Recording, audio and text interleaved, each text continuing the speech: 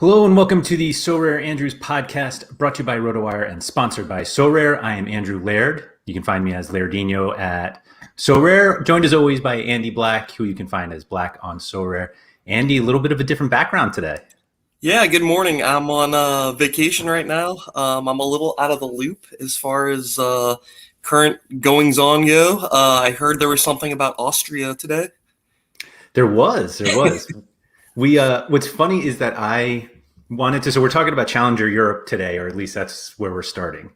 And I wanted to talk about this before. I think that there were enough rumors yesterday that Austria was going to be the league that they were adding. Yeah. Even though the clue was about adding a club and then there was league behind it, so everybody figured it out pretty quickly. I already thought Challenger Europe was too big, and now we've got more teams, including one that's like absurdly dominant. So that's the news. How well versed are you in the Austrian Bundesliga? Absolute expert. No. I might know one team in that league, Red Bulls. I don't think I could name another team. Do you know which Red Bull? It's is it Leipzig? Freiburg? Nope. No. Salzburg. Salzburg, there you go. Yeah. So no, I didn't. Okay. Great start. Yeah. So I want to shout out Quinny before we go on, because I tweeted this as well, but Quinny did a Challenger Europe video about not even a month ago, a few weeks. Yeah. And I am going to steal some of his ideas from that video because I think he was right. I like where he was going with some of the ideas. Sure. And so I want to give props to people. If you found my tweet about this video, then there's a second tweet in that thread that is links to the Quinny video. So definitely check that out. If you're listening to the audio version of this, then you're going to have to go on Twitter and find the link there. But definitely check that video out. Quinny stuff is always very good. So any video he posts is good. But anyway, I believe by adding the Austrian Bundesliga, there are now 859 teams in Challenger Europe. I might have counted a little high, but it's somewhere around that. And I think, as somebody who didn't really play much Challenger Europe last season, most of the Challenger cards I had were for either U23 or Global All-Star. I didn't go out of my way to build a Challenger team. Towards the end of the season, when prices were dropping, I was like, all right, I'll pick some guys up because I'll build a Challenger team. We've had 2 weeks now since it reopened, and we haven't even seen a lot of the leagues start yet. And I feel like I'm already getting slaughtered. And now we're adding more teams that it just feels very difficult to compete, at least in D4. I've thought about D3 and the prices are so high, but you have obviously been around since Jupiler was Challenger Europe. Yeah. So how do you find it just to be not too competitive, but is it too difficult to compete now? Yeah. I don't think it's a good setup the way it is. In fact, the very, very beginning, they didn't have, it wasn't Challenger Europe. They had a Jupiler League. There was a separate All-Star League and then a separate JPL League. Okay. And that's kind of my opinion on the way things should get split off down the road, is into their own divisions. But if you want to compete, just buy the best Salzburg players, right? That's what we think. The Salzburg ones are interesting because, and I think it applies to a lot, but mostly the Salzburg, is that they're all so young that you could, if it's almost like you're accidentally making a U23 stack if you have a Salzburg stack. So nobody's going to be cheap from Salzburg. The Brendan Aronson prices today are absurd already. Yeah. I think. How much is Brendan Aronson going for? Well, he sold for yesterday at just under 0.4. His 1 of 100 today. Now, granted, it's 1 of 100, so I get it. Yeah. But the 1 of 100 today went for 0.8 and change. Holy crap. So that's just like inflation of him being like the best American player, right? I mean, his scores are not going to be that. He's not crushing that league, is he? He scored against Barcelona in a friendly yesterday, Yeah, and I was reading how Salzburg schedules friendlies even though their league has started already, but like they're good enough in the league that they can just do that. They can play Barcelona on a Wednesday and then go back to their schedule on a Saturday gotcha. or Sunday. But I think that's one of the problems with that league is that Salzburg are just so dominant that yes, you're going to want those players. Somebody brought up somewhere, maybe it was in the Sorare Discord, but basically like the risk is that they all leave because like Salzburg sort of looks like a feeder club to Leipzig, but basically like nobody goes to Salzburg when you're young to stay there forever. I mean, Sure. it's a You don't have any Franz Van Akens there. Right. Although I mean they have some, but like it's not those aren't the guys that are going to get you to the top. So let's see. Josh Forth said MLS Aronson went for 0.75 this morning. There was a time early in my Sorare career that I thought $90 was too much for Brendan Aronson. Yeah. Whoops. Now you got to pay like $2,000. I missed that one. I was like $90 and it went to 105 and I'm like, it's going the right direction, but not for when I want to buy it. And then, yeah, goodbye. But I just think like somebody brought this up. Let's see. Philly Dilly 000. If rewards are dynamic, shouldn't it even out with more reward spots if the challenger leagues are so big? And it's like, yes, but do I want to put a lot of money in to just win a lot of tier 3 Austrian Bundesliga cards? Maybe. I don't know. It just feels very daunting for somebody that doesn't have like a huge challenger collection. And my challenger plan was to actually just play U23s in challenger. Like I wanted to just buy a bunch of U23 players because that U23 is where we want to focus. So I was like, if I can also just drop them in challenger, then maybe, I wouldn't use a U23 goalkeeper. So I have a goalkeeper, an old guy, but then if I just fill the spots with U23s, then at least I can like kind of mix and match each week. But it already felt daunting. And now adding more teams, including some that have elite players, or at least they're an elite team. I don't know. I'm feeling pessimistic about it. Yeah, it's probably not the best cost-effective plan either because you're paying that U23 premium for players that you're not planning on using in U23. That could be the case as well. Yeah. I don't know. It's so part of Quinny's video was that he thought some of the top leagues in Challenger should be moved to Champion Europe. So like the Eredivisie or Jupiler or Primeira Liga in Portugal, like move them to Challenger Europe because they're move them to Champion Europe? Into Champion Europe, yes. Sorry. Which I like the difference in the number of clubs offered in the two is just so dramatic that if they wanted to level it out, I get that. I think adding like the bottom of Belgium to Champion Europe feels a little weird.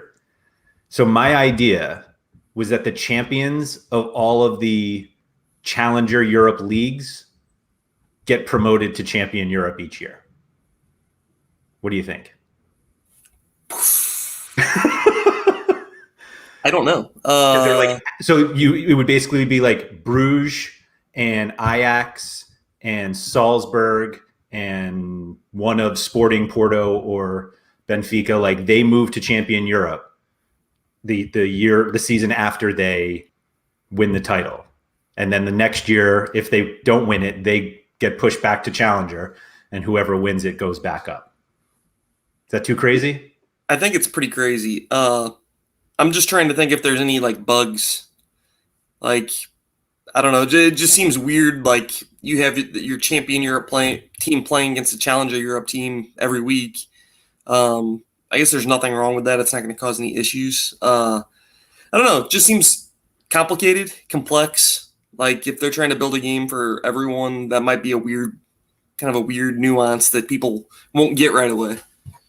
Yeah, no, I get it. I get it. I think the reason I like the idea, and maybe it's actually not fair to the non-elite champion Europe teams, but just for how much better the top of the challenger leagues are, meaning like how much better Ajax are and Bruges and Salzburg, it almost levels challenger Europe out because you don't have those teams, those cards dominating challenger Europe, and they move into champion Europe where we are already seeing Neymar and Lewandowski Yeah. and Ronaldo like dominate those leagues. So why not have the top of the Ajax players actually compete with the Yeah, guys that are on their I level? guess the other issue is then you're getting you know, not top 5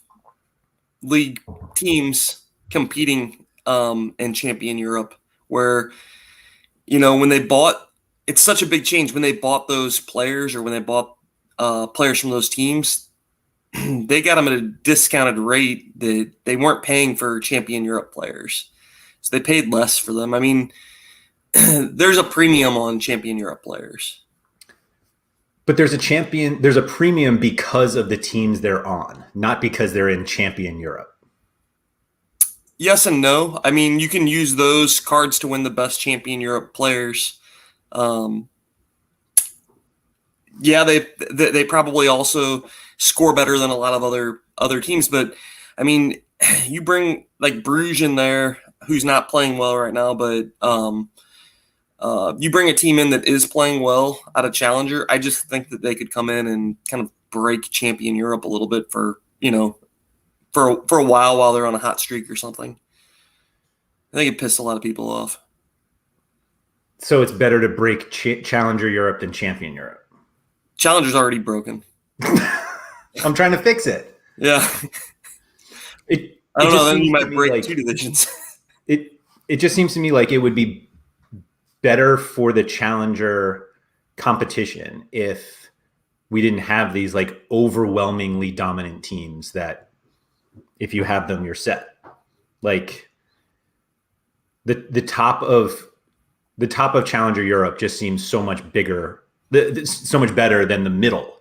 Whereas in champion Europe, it doesn't feel that way. And so if you move those teams to champion Europe, it's not like they're all of a sudden they're playing the champion Europe teams. Like the Bruges and Sporting and Salzburg, like they're still just playing the losers that they usually play. Yeah. And so score wise, like I know that nobody wants to like go in and win play champion Europe. And then you're like, oh, you win a Berghuis or a Van Aken or, like instead of Tony Cruz. But from like a gameplay standpoint, I just feel like that makes it more even at least. Yeah. Yeah, that would be the other end of it too. The prize pools, those players would seep in and you might win somebody that you don't know. And I think that's kind of the appeal of Champion Europe is you're going to win players that typically But Yeah. What are your thoughts on different challenger divisions, basically? Like Challenger 1 and Challenger 2 or something? Yeah, because Quinny talked about that too. Yeah. I think it'd be hard to maybe it wouldn't be hard to rank them. You could just come up with whatever. I mean, I think that could be difficult as ranking them into their 2 divisions. Would one supposedly be better than the other, or are you just dividing them? How would you divide them? I guess, is one better than the other? I saw some people complaining that the Austrian Bundesliga is not currently in the FIFA top 20 league coefficient or whatever it is. Yeah, I believe that. And Sorare's goal was to have the top 20. What do you think about that? I think people are just complain to complain. I mean, what are they, 21st or 22nd? I mean, I think people take things way too dang literally. Top 20 leagues, whatever, it's close. Get another league in there. I think I don't see how you could ever really take them adding a league as a negative. As a negative, that's fair. Yeah. You're going to feel differently when somebody with a Salzburg stack crushes your Bruges stack. I don't. I know. Bruce is playing so bad. I don't care.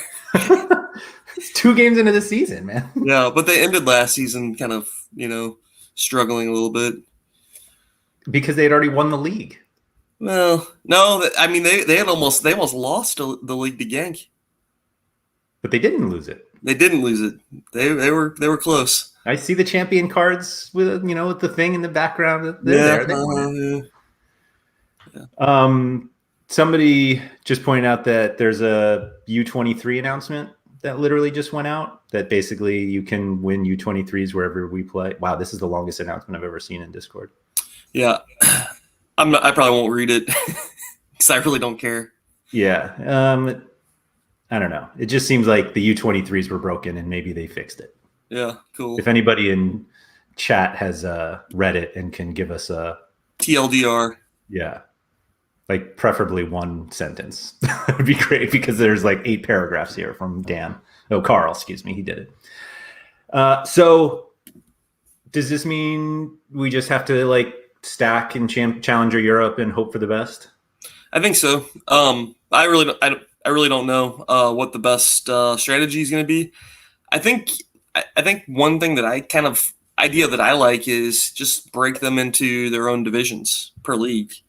I think there might be some, issues with supply in that regard. Yeah. But that can be fun too. I mean, where you would definitely see prices of the players in low supply leagues kind of rubber band. Like if you could buy the Austrian players right now, all their prices would be inflated because you'd be, if you complete a team, you are going to be one of the few people that have a chance at winning right off the bat. So the funny thing about that is if you go out and you try to buy the 5 best Austrian players, you're entering contests to win the cards that you just bought. Yeah. Like those are the cards you want if you go out and buy the best ones. Yeah. Yeah, for sure. And then resell those to other people or compete somewhere else with them. Right. Yeah. I wonder if that's the most reasonable, just if they have all the team, like if they have a full league. Yeah. Like they have 3 or 4 Portuguese league teams. 4, 1, 2, 3, 3. Unless I'm forgetting somebody. Sporting, Benfica, and Porto. Yeah, that seems right. But like you can't do a full region like that. They were going to have a special weekly and couldn't do that because there are only like 3 goals. But you could do a full Jupiler, full Eredivisie, full Austrian, and then give everybody else that is left over, put them into like a pot together. They could call it Challenger Europe. Yeah. Maybe like smorgasbord. No, Challenger Europe's fine. But yeah, a little easier to say. Yeah. You think you'll buy any of these Austrian players? Like you obviously have a collection enough, like big enough now that you were already competing in Challenger Europe. But like, do you find a need to like go out and buy some of these Austrian guys? I have not done any research yet. I have 2 Brendan Aaronsons. Of course you do. I'm rich. Apparently now I'm rich. I don't know if I'm going to buy any or not. I need to look and see if there's like any. I don't need them for Challenger, but if there's like a really super good U23, like a midfielder or something that I could add, like Brendan Aronson, I might add one on. But I don't know how well Brendan Aronson scores in the scoring matrix. He was fine when he was with Philly, but at Salzburg, is he scoring better? I don't know. I'll have to look at once that data is in, I'll have to look at it. Yeah, the other big change, I guess, and obviously they had to do this, but by adding all Austrian Bundesliga teams, that is now a covered league because it was previously not a covered league. Right. So we have more utility, I guess, but I don't know. it's one of those things that reminds us like they could have had that all along. It's not like Opta just started covering the Austrian Right. Bundesliga. So, but they would have had to pay fees for that, and they probably had a handful of players over there. They had Brendan Aronson and maybe a few other guys. I don't know. yeah, it absolutely made no sense to do it. Right. So I get that. I thought we've heard that there's 2 leagues coming on, and this is one of them. Yeah. What do you think the other one is? Well, they said the other one was a covered league, right? Like a league that they already have coverage for. Oh, did they? Oh, okay. I missed that. I think so. So my guess would be it's going to be like League One, where they just add the rest of the teams to that division, because they have such a good relationship with all the French teams, is my understanding, or that French league. They're in France. It makes a lot of sense. But also, if it were like EPL or something, I don't know that I'd be that shocked either. Even though we heard like the one EPL team a year or whatever, like if they wanted to make a massive splash, that would be it. I don't think that's it. No. Cool. It would be cool. I think if they announced that they're getting the entire Premier League, they'd have to announce the new scarcity that day. Yeah. Like, I think it's a big mistake to not do that. I also think it's a mistake to start auctions on these Austrian leagues now. Like, they announced this morning, hey, we have Austrian Bundesliga cards. Auctions start now. And we're like, yeah, okay, let me... It doesn't give anybody time to prepare. Like, I think there's obviously significant edge for those who are able to quickly dive in and see who the good teams are, who the players are, and who you want to target. And I think there's the price discovery early on is going to make some of the prices look hilariously low in the future. Probably not Aronson, but others. But sure. I don't know. It just feels like they're asking people to buy things right away that we don't really know yet. And obviously some people may know the league very well and they're taking advantage, but I don't know. I feel like I'm at a significant disadvantage because I don't know the league at all other than Salzburg. And now it's like, here are all these cards. And it's like, this goalkeeper started 2 games, so go get him. And I'm like, okay. And then it's like, oh, he's not actually the starter. And then I find out next week after I spend, half an ETH on a guy. So I don't know. That was one of the big things that always not bothered me, but I feel like even when they onboard new teams, like they do this whole thing of they want the league, the teams that they bring on to, announce, hey, we're on SoRare. You can go buy your digital cards. And by the time people who haven't joined and are now joining because of that team, a bunch of the supply is already gone. Yeah. I don't know. That's why I feel like the new scarcity should come with a big announcement. Right.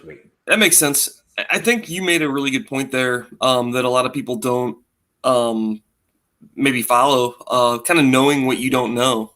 And the fact buying a keeper just because he started 2 games and it says on Sorare data that he started 2 games, that doesn't mean he's a starter. And having that self-realization that, okay, this might not be, I may not be an expert here. I shouldn't start going crazy buying these players based on 2 data sets.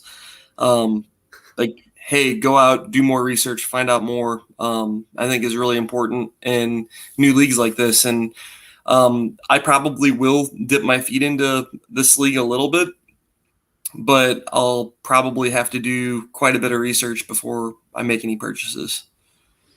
I mean, unless there's a player with a really cool name or something. Always a good reason to buy a card. Uh-huh. I think one of the hard things that they're doing is, I'm trying to look it up here. So even if you go on the player card, the player page on SoRare, they only show the 2 games from this season. So now it's all right, I'm on SoRare data anyway to do this stuff, but there's just, if you're looking at game week scores, now you're dependent on, oh wait, no, a lot of these games were not covered anyway. And so now we're I don't know, just the size of the stat base is just so small that Yeah, there are just too many people are going in blind at this point. Yeah. I don't think that's great. That's all. So that means RotoWire is going to add coverage of the Austrian league, right? Oh, the Austrian Bundesliga, yeah. Yeah. I don't think we're there yet. So, what will we see first? Austrian Bundesliga or Jupiler League? Jupiler, or neither? Yeah, there are fewer teams in Austria, so that helps in their respect. But I don't know. So we've got the U23 update. There are going to be more U23 cards. They're going to do a new tier for the U23 DNPs so that they don't get tossed into tier 3, I guess. And that's it. All right. Sounds great. Good work, team. And then Josh Forth says the Salzburg keeper situation is wild. 21-year-old and 23-year-old both played one league game and one friendly each. Yikes. Who wants to play U23 goalkeeper roulette with me? Just buy both. What could go wrong? Yeah, it's like buying both Merritt and Ospina. Can't go wrong. I got them both. Yeah. And then you could just always not play one, which is great. Uh-huh. Or play them both, because then you know that you have the starter that week. Right. Right. It's always nice to know that you have one dead lineup every week. Yeah. I did that this week, though, because I didn't know if Ochoa or McMath was starting. So, I mean, I had a pretty good idea that McMath was starting, so I put him in my stronger lineup and then Ochoa in, like, the more speculative lineup. But it was kind of a situation where I didn't know, so I just played them both. That seems reasonable. Yeah. I guess that's kind of what happens when you handcuff your goalkeepers. You kind of have to have options like that. I played my McMath. I don't have Ochoa, though. Yeah. That's cool. He was awesome. Was he? I don't know. I didn't see the scores. They lost 1-0. 1-0, excuse me. And he scored, I think, 60? Really? 66. 66 and a half. Uh-oh. Goalkeeper controversy coming up. Ochoa out. Oh, man. So he finished at 66 and a half, and Jonathan Bond, who opposed him, finished at 69 with the clean sheet. Wow. Yeah. What did he do? Just did everything. A lot of goalkeeper smothers. I'm still not sure what those are. Is that where he lays on the ground? I think it's, when you waste time. You lay on the ball and waste time, right? So we get positive points for that. Unless they get guarded. Right. Right. Get up. Smother, but then get up. Right. All right. So do you know what your Challenger Europe League distribution is? I don't know what that question is. So how many of your Challenger Europe cards are from Belgium as opposed to Portugal or Russia or like, do you think a lot of people who've played since it was only Jupiler are still heavily Jupiler? Depends on the person. I'm still heavily Jupiler because it's kind of the easiest league for me to like know and research and I don't know. And also, I owned a lot of cards from the beginning. Right. But I've since bought some Portuguese cards, Russian cards, but nothing crazy. So, like, the distribution's probably like 80% Jupiler, 70% Jupiler, something like that. It's a high number. That makes sense. And then I'll probably add, like I said, if I add Salzburg players or Austrian players, it'll be for like U23 specifically is my thought. Because I feel like I'm kind of set for Challenger. Like I don't need to add on a ton. But I might add another, I don't know, super rare midfielder for U23 or something. The other thing I don't know, and you might be able to answer this, is how many games do the Austrians play? How long does their league go? Because with only 12 teams, is that right? Yes, But I think they play 34 games. They have a weird. They have like a weird table setup where they like split it at some point. This is obviously me showing how much of an expert I am on the Austrian Bundesliga. Yeah. Excuse me, 32 games. 32. 32 games. Yeah.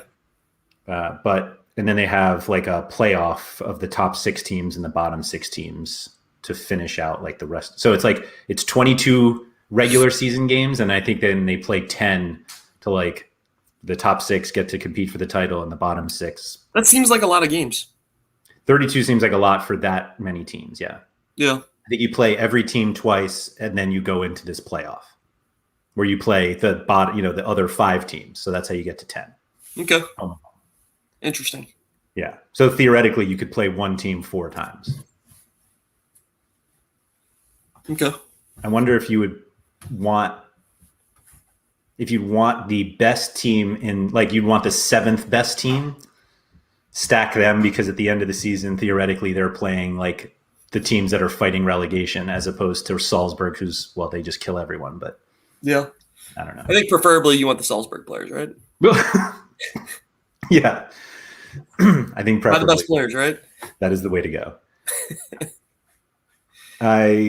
Sorare is not letting me see how many cards you have in a specific league, but you have 40 Jupiler League cards. Yeah.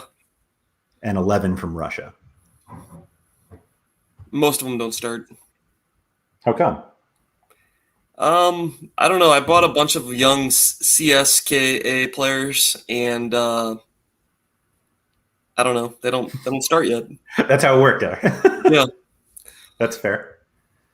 Do you think because Austria is new that everyone is going to be piling into that? Like once we've settled on like what we know, do you think everyone piles in to try to stack those teams, thinking like, well, if everybody already has Dutch and Belgian cards, like I'll sneak up with a Lask stack? Maybe. I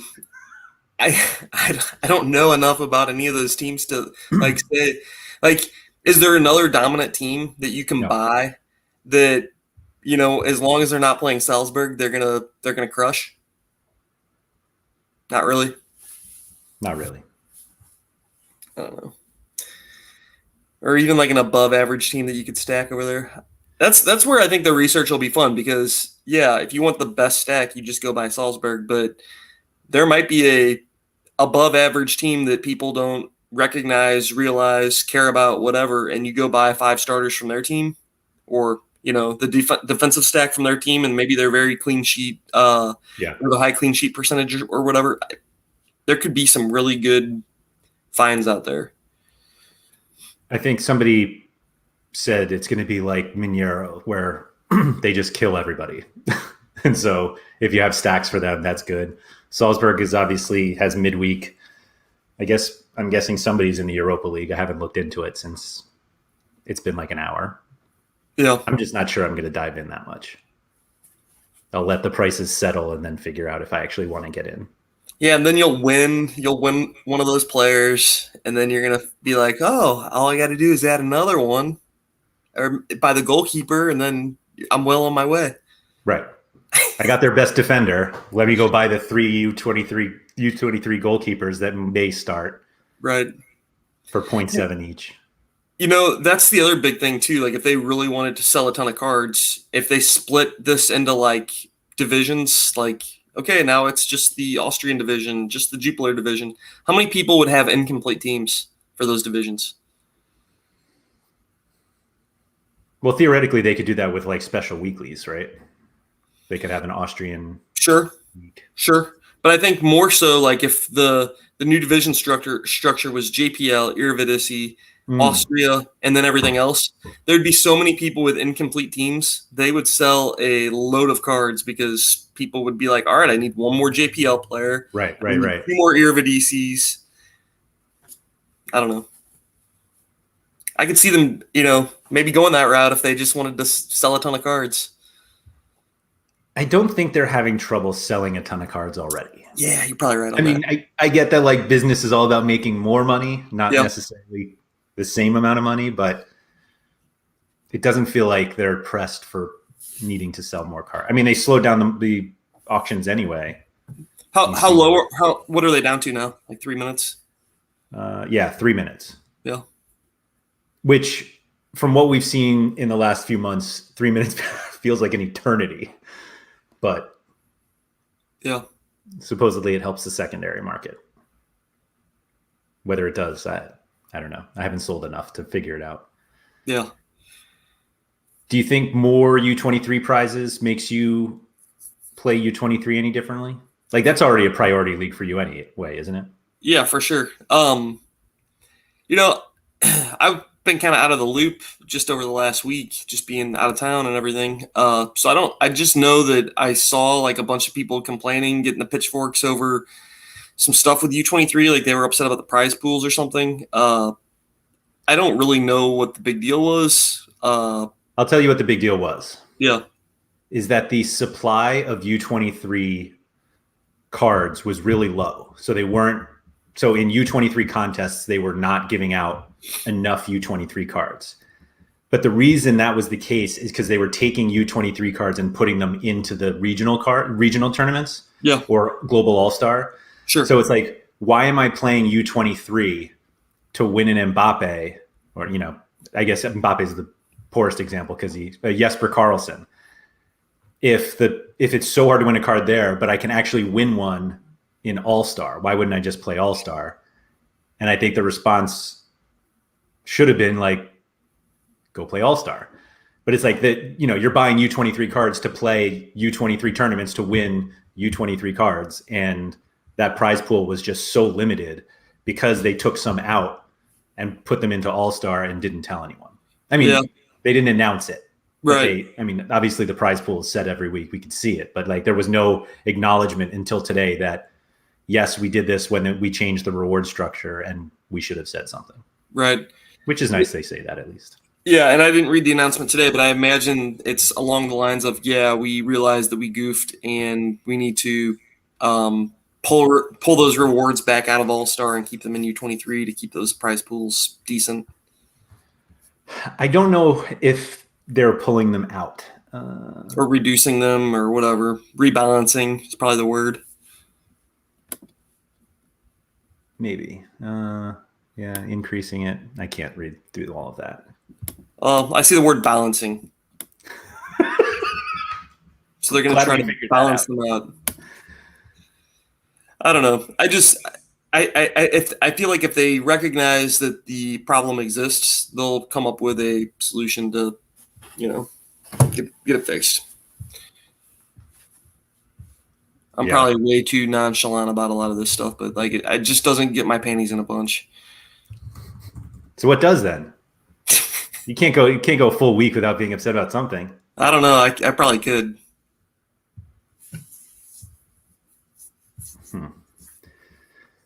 So I was going to enter, I'm totally changing topics here. Sure. I was going to enter D2 this week for the first time. And both of my super rare forwards are injured now. Like before I could even play them in D2. Yeah.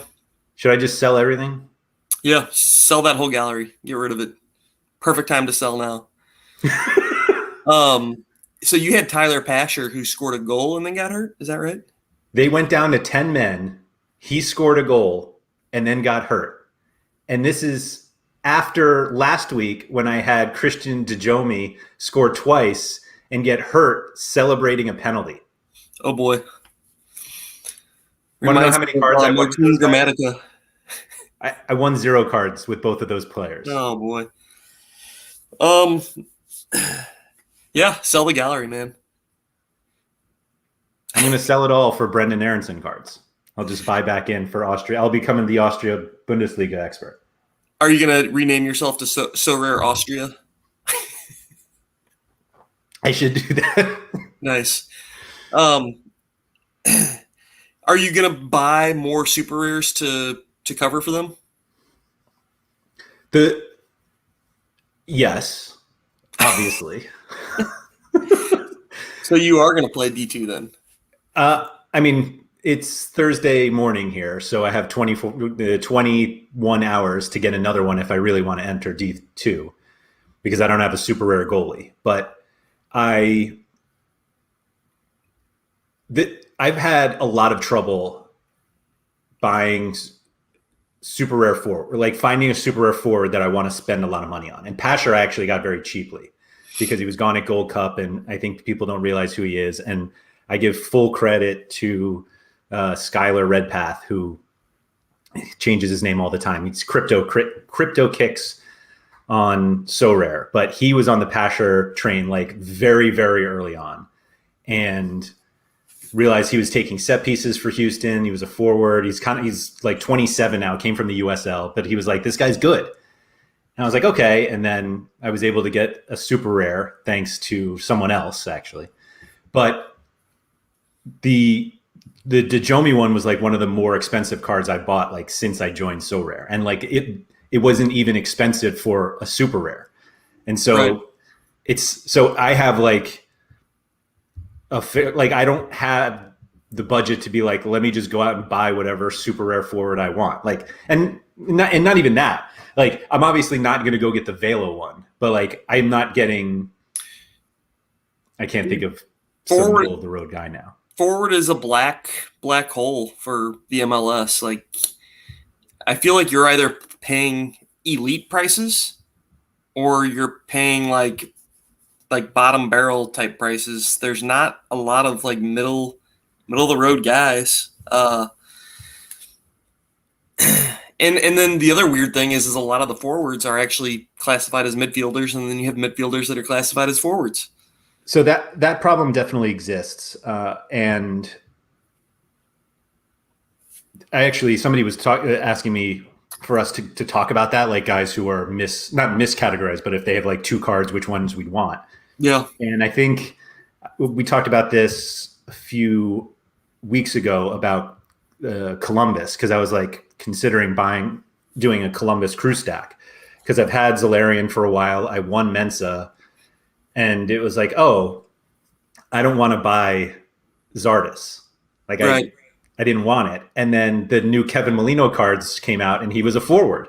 And it was like, oh, I would buy that card. And, you know, Sean and I talked about this yesterday with the Nani card. You know, the current one is a midfielder, but his forward card is significantly more valuable. Right. And so, but like, that's an example. Like, I can't go out and buy a Nani super rare. Right. And so those two guys were like key to that plan, and it's crashing down, Andy.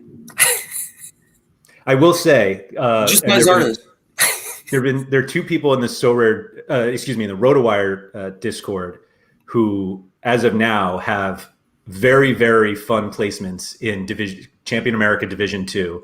One of which was full-fledged like budget D2 team, and it gives me, I want to say, hope, but I'm actually just jealous because this lineup, like it just reminds you. What can I see it? Yeah, I'm trying to see. I think it was Champion America D2. It's Kaiser Soze, which is a great name I love already. But it's an Eloy Room rare. Okay. Tyler Washington, Sasha Kledgton, Brian Anunga, and Ola Kamara super rares. Wow. He's currently 7th in Champion America D2. Kamara had a brace. He captained him. It was a perfect right captain as well. I guess Kledgton had 94 points last night. Oh, Champion America's done, right? Champion America. Unless there's like an Argentinian or or something. There's always something in Opta. Let me see. I just clicked out of it, but it's close if it's not over.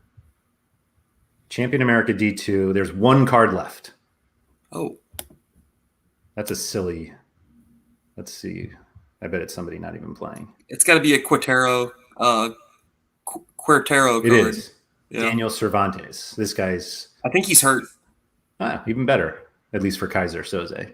Yeah. He's either hurt or he hasn't been playing. Something's been, because I have one of his cards, and I wanted to use him this week, and he had like 2 back-to-back DNPs, I think. Oh. And I couldn't find out. Daniel Cervantes is kind of a, I don't know, like a common name. So it's hard to find, hard Oh, to so research. you're just searching for it? Yeah. Yeah, it's like just a guy's name. Yeah, I don't know. But so I pretty much felt like I found like the two forwards that I could get away with, and they're literally hurt at the same time. Like I wasn't going to use either of them in D3 unless like the lineup made sense. But I was like, I at least have cover, and both of them got hurt. Yeah, that's crazy. I guess you're either buying panic replacements or you're playing D3 this week. Mm-hmm. I could do both. Yeah. I could buy panic buy, and so like that's the worst is like I like to panic. I like to sell to panic buyers. I don't want to be the panic buyer. Exactly. And the hard part with that is I imagine that the market is going to be pretty saturated with these Austrian cards. I'll bet it's going to be hard to find you'd have to probably go in the secondary market to get a MLS super rare. Yep. So you got to deal with people. Yep. And we kind of know how that goes, right? Sometimes it's great. Sometimes it's great. But now I'm like, boy, what's Josie up to these days? And I'm like, I can't do that. I just can't do it. I still just rue the day I didn't get that Mason toy. Wow, I just found a 1 of 10 that I need to buy. It's a super rare of an Austrian player. His name is Stefan Nutz. With a Z or? Yeah, Nutz. Great name. I was just seeing if there were any MLS super rares even on auction. It looks like it's just all Austrians. And by the way, these guys have some pretty cool kits. Yeah, they do. Um, They have a little bit of a Liga MX vibe to them. Yeah, a little bit, like lots of advertisements and stuff. Does that make you buy it, like pay up for? I don't know. Some of them are cool looking. Yeah, these. I don't know who any of the teams are though. Like I look at the jersey and I'm like, I don't know. Who that It team really is. doesn't help. Yeah. No, but it's like the kit's cool. Yeah. These purple ones are cool. I was gonna say, yeah. Let me see what team this is. Congrats to T12 for getting this Alex Anderson super rare. SK Austria Klagenfurt. Klagenfurt, of course. Sure. It's a mouthful. Yeah. But yeah, so I don't know, like. So to round this conversation back to what we were talking about, is Challenger Europe too big? Yes. Yeah. And I think the SoRare team likely realizes that, and they are probably internally having discussions on how the heck do we balance this? How do we make it? I think one of the key components is how do we make it simple enough for like anybody to understand what the heck is going on? Like even right now, Challenger Europe, like people see that you're new to the game. What does that mean to you when you see Challenger Europe? Nothing. You see Champion Europe and you figure, okay, this is probably the best, it's Champion. And then you see Challenger and you're like, what is that? Everyone else. Yeah. I think that gets a little confusing, and then you have to figure out, okay, now I need to research what teams are in each of those divisions. So, okay, Challenger is, and then you're looking at all the regions that fall into that. So just for a new player to come in and really have a good understanding of what's going on, they got to do a lot of research. I don't know what the easy solution is to breaking it up other than single league regions, and I still don't know how I feel about that. Yeah. Yeah, and I don't know what that would do to like reward pools. Obviously they would shrink because there'd be less of a supply to reward. So you'd be looking at rewarding a lot less people in each of those divisions. Right. And then you'd have people trying to play in every single one of them. So you might have a lot of entries with very low amount of rewards to be given out, which would be problematic. I mean, it's all based on the supply within the region, though, right? Like they can't. Yeah, I'm not saying They're that only. they should. I'm just saying like there are only so many starting goalies in Belgium, so like you can't have enough teams unless people just play with no goalies. Yeah, I don't know. Belgium would be interesting because there's 3 years worth of cards, so you'd probably get a That's lot true. of entries. You'd get a lot of entries, and um, the prizes would be limited in comparison. Yeah, yeah, that makes sense. And then I guess Austria would be an interesting case too, with them only having 12 teams. That's a lower number of cards that they can reward. Right. So I think that there's certainly problems that would have to be looked at, solved in that regard. Because I mean, I think that you look at any of the big players in Sorare, they want to play as many divisions as they possibly can. Yeah. I mean, you talk to guys like Sean, he's going to play D2 to D4 in every region if he possibly can, and D1 in some of them. So I think that there's a lot of players like that. And I would be close to doing that. I would probably play at least D4, D3 in every region that I could. Although I don't own a single Eredivisie super rare. I don't think I own a Portuguese super rare. So I would have to purchase some cards to get there, but I could certainly buy a few cards and play Division 4 for all of those regions, and that would be more realistic for me. At least as a start. I would definitely do D4 everywhere. Yeah. After that, it's funny you bring that up about competing in every region because it reminded me when early on when I started, not when I started, but like when we saw some of the DFS people coming in, the two, like I got questions on like the total opposite ends of the spectrum of like, how much does it cost? The question was the same. Like, how much does it cost to play Sorare? But the question, it was two questions in that. One was like, how cheap can I do it? And like get a global all-star team, D4 team. And the other one was like, how much does it cost to enter everywhere? Yeah. And obviously those are very, very different answers. Yes. And what is everywhere? Is that D1 everywhere? Yeah, I think the answer is yes. The question was, how much does it cost to play everywhere? And that included D1.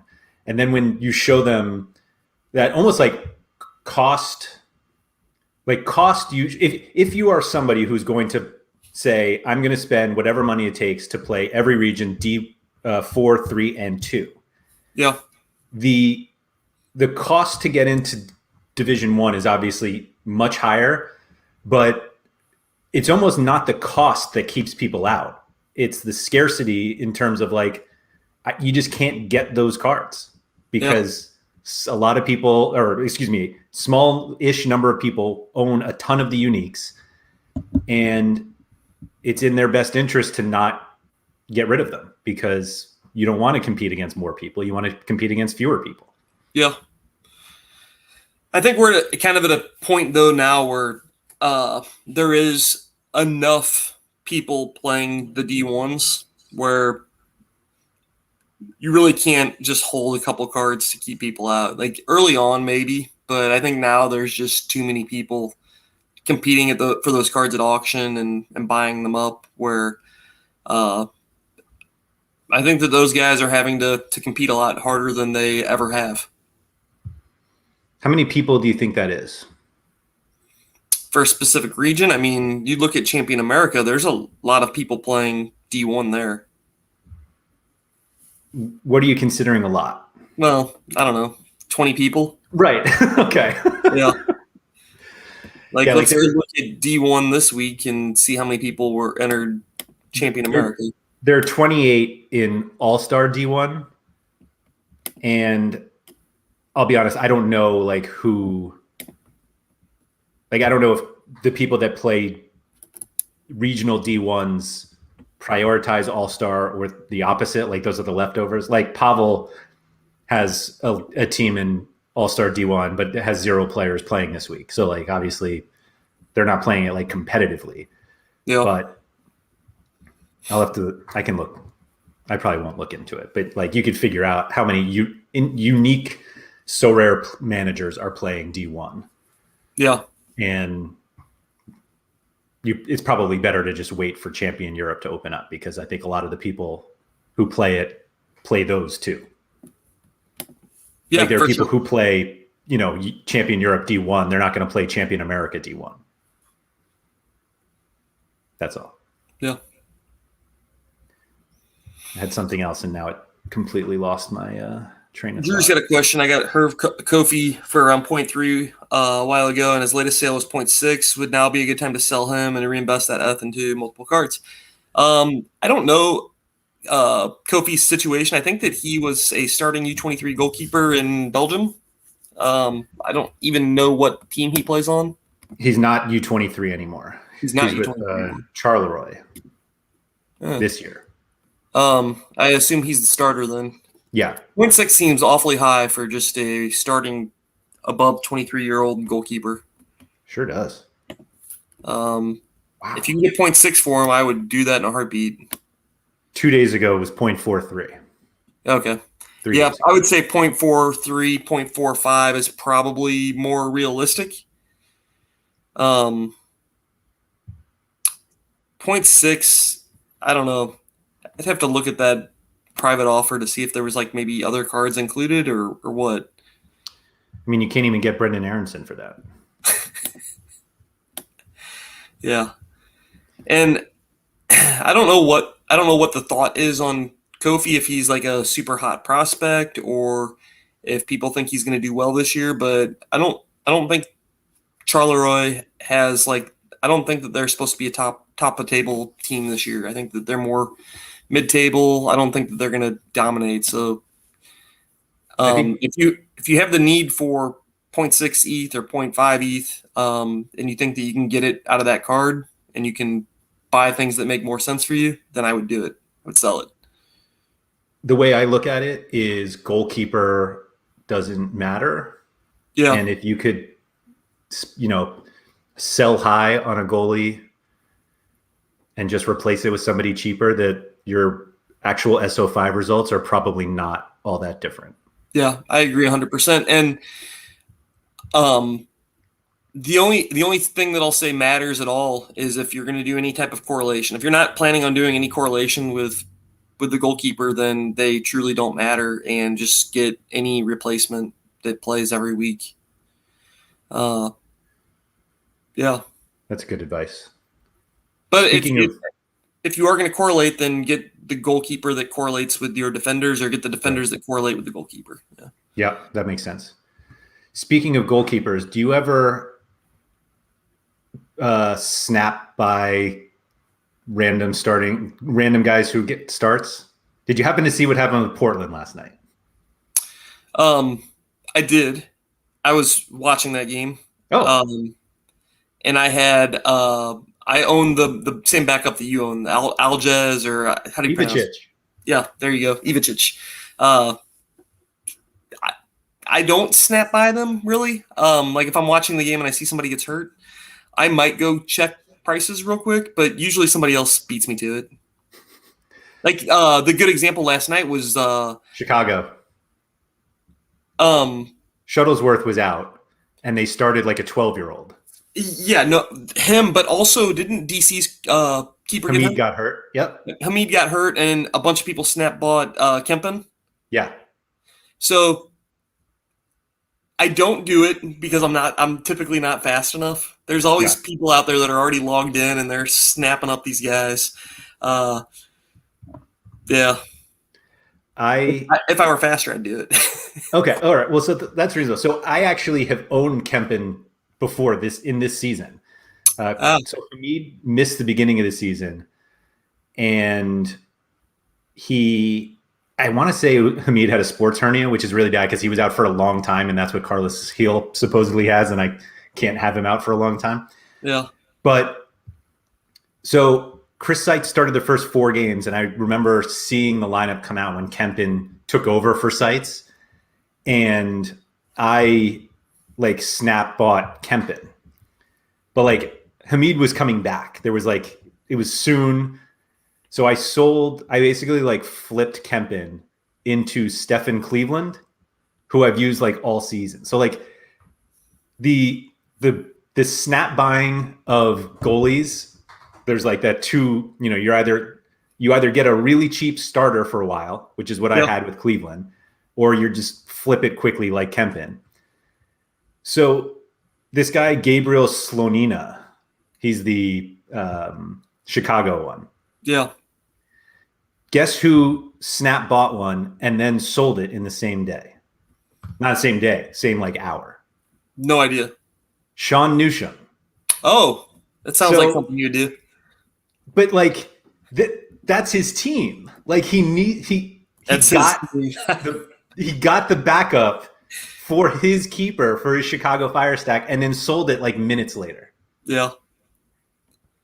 It just seemed very un-Sean like to buy something, let's see, at 0.125 and he sold it at 0.2 minutes later. I'm just really upset that I never like speculatively just bought one of this guy's cards. I mean, 16 years old and he's starting games. Good Lord. And then all of his cards went for like 0.06, 0.07, 0.05, 0.04. Man. Yeah, 0.2. Somebody bought it 0.295 yesterday. Jeez. That's a lot. And we have no idea if Shuttlesworth is going to be back this weekend or never. Like, we just know he's out with a knee injury. Wasn't there another goalkeeper in that mix too?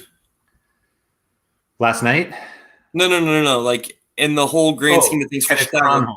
Yeah, there you go. He's like 35 or something. More than twice the age of Slonina. Yeah.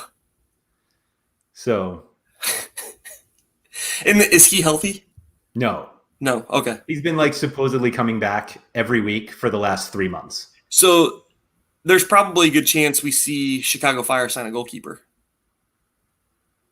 They shut out New York City FC yesterday with a 12-year-old, so who knows?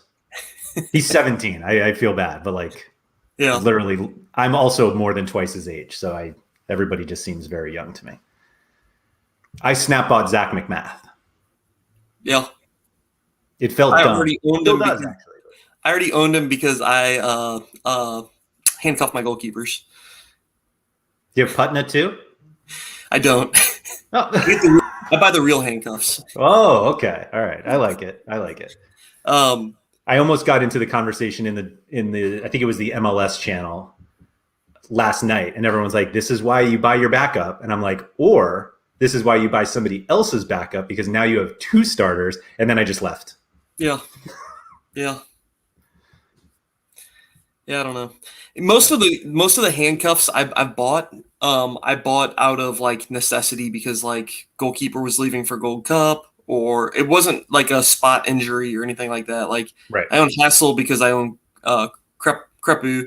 I own Barraza because I own Johnson, and they both were Gold Cup guys. The Ochoa one was just speculatively bought McMath, which I think at the time he was dirt cheap, like I don't know, really super cheap.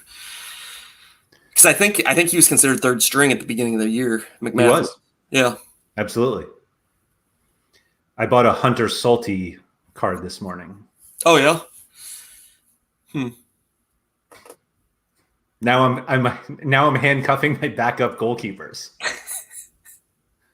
But he's 18, so I was like, okay, I can justify this. Yeah. But so anyway, Challenger Europe's too big.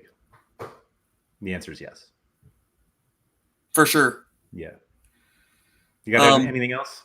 No. Anybody in chat have any interesting thoughts on Challenger Europe and I don't know, solutions there? I saw Quinny in chat. Hey, Quinny. Hey, Bob. I don't know some of you guys. XMK, Frostbite, what's up? Bob Flynn, no, we don't know anything about Shuttlesworth yet. My guess is we never will. They said it was a knee injury. That's all they said. I mean, that literally could be anything. It could be out for the next 18 months or like... Well, they had Eddie Segura was like, oh, he's questionable with a knee injury. And then they're like, oh, by the way, he has a torn ACL. Now he's out after like 2 weeks of being questionable. Yeah. No, Quinny, like thoughts on how to fix Challenger. I think we already kind of know your perspective because you did a video on it. We just stole your ideas, took them for ourselves, or I stole them. Make it 6 divisions, John said. Yeah, but what 6 divisions? It seems like too many. I still think that just Bruges should be with Barcelona or PSG. Yes, champions of Challenger League. The better Challenger Leagues than another league. So how about we have Champion Europe, Champion Challenger Europe, and Challenger Europe? Oh, God. That won't be confusing at all. Or do you cherry pick the teams out? So I think that's kind of the interesting thing is like if they break it up, can you break up leagues? So where like we take half of Jupiler and put it somewhere else. Like you can't really do that, can you? I don't think so. Yeah, I don't think there's a way to do that easily. Like simply where somebody can look at it and be like, oh, okay. Right. Like you don't want people to build challenger teams and then all of a sudden it's like, oh, you actually only have half of a team here and half of a team here.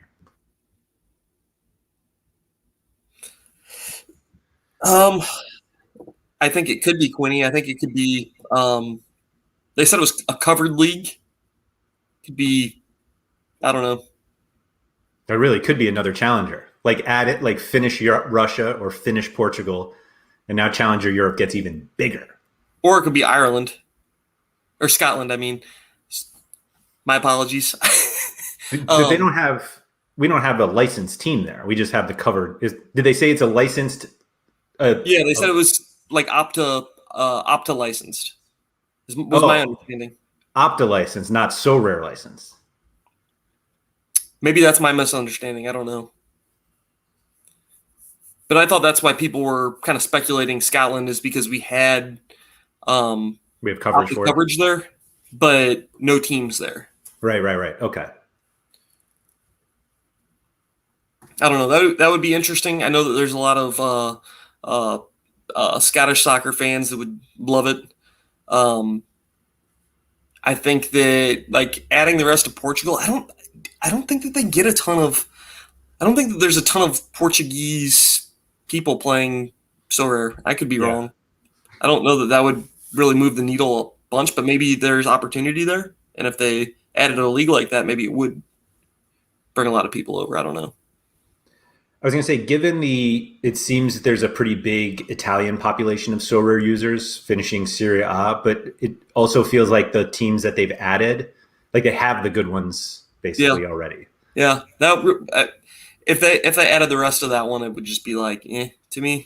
Right. It's trying to think if there's any teams that. Atalanta is the only one that I would want to buy in on, and now Zapata's leaving for Inter, so it's like. Yeah, that's fair. Let's see, Scotland, Colombia, China, English Championship are SO5 covered and have no Sorare for printed at the moment. Yeah. Those don't move it for me. I imagine English Championship may run into similar Premier. Oh, maybe not, actually. It's probably just a Premier League problem.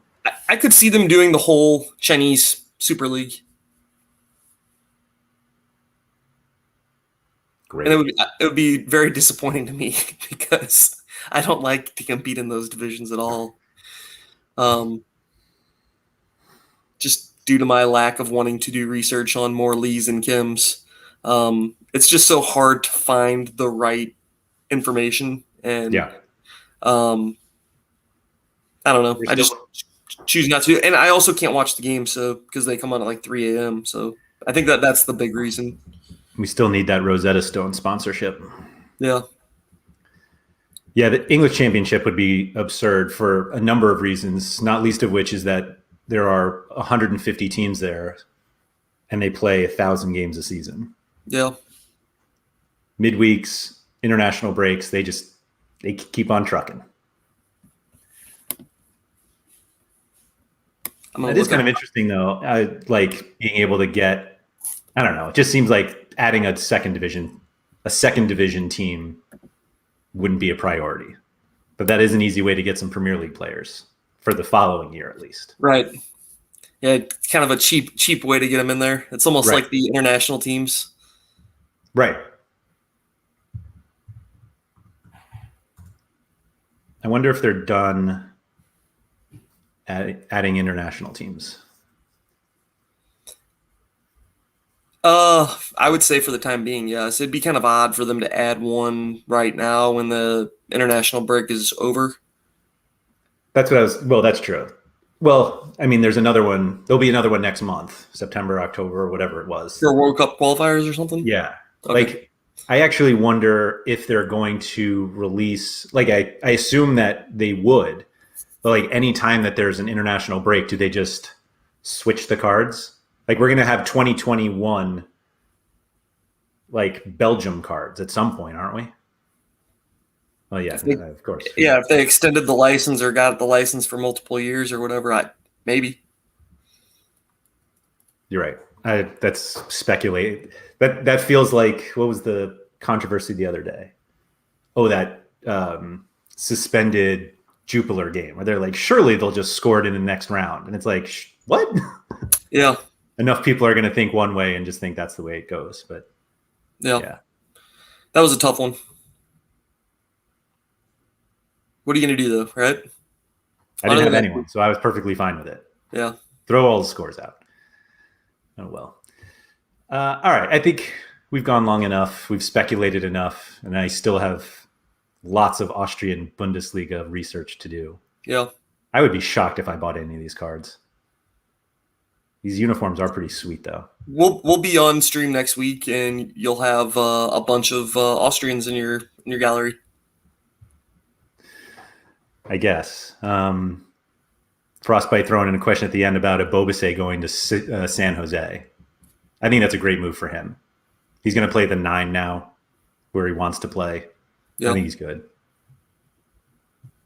I mean, he's ahead of Wando, certainly. I would hope so. I would hope so. Yeah. All right. We, like Andy said, we'll be back next week sometime. I'm on vacation. I'll have a ceiling fan behind me and the beach behind me next week. So that'll be a little bit of a change. But yeah, we'll be back. Once again, this is the SorareAndrews podcast, brought to you by RotoWire and sponsored by Sorare. If you guys have any topics you want us to discuss, definitely reach out to us. You can find me on Twitter at RotoWireAndrew.